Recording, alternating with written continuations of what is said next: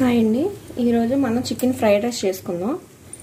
దానికి పావు KG chicken చిన్న పీసెస్ కింద కట్ చేసుకుని ఉంచుకోవాలి. 2 సార్లు కడుక్కున్నాను. దీంట్లోనే అల్లం వెల్లుల్లి పేస్ట్, ఉప్పు, కారం, salt, garam masala powder, cornflour ఒక 2 స్పూన్స్,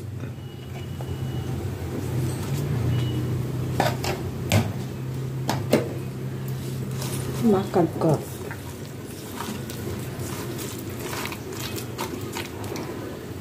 గుడ్డు వేసుకోవాలి. నిమ్మకాయ పిండుకోవాలి. ఇది కొంచెం ఫ్రిడ్జ్లో పెట్టుకోవాలి. చికెన్కి కావాల్సినవి ఉల్లిపాయలు, క్యారెట్, క్యాప్సికమ్, పచ్చిమిర్చి.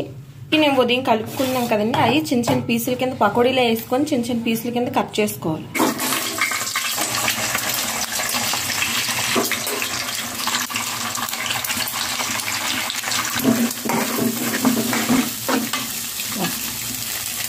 ఇది కొంచెం ప్లేట్లో తీసుకోవాలి. వేరే ప్లేట్లోకి మళ్ళీ కొంచెం ఆయిల్ వేసుకోవాలి. పచ్చిమిరపకాయలు, ఉల్లిపాయలు,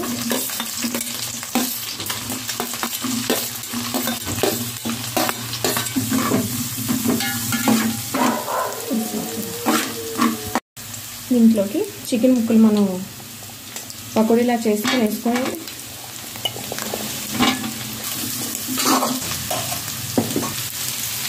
ఫ్రై చేసుకోవాలి. దీంట్లో మళ్ళీ కొంచెం సాల్ట్ వేసుకోవాలి.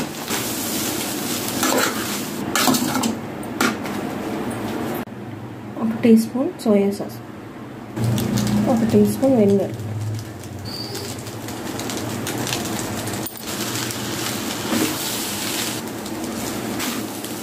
అంతేనండి, అయిపోయింది.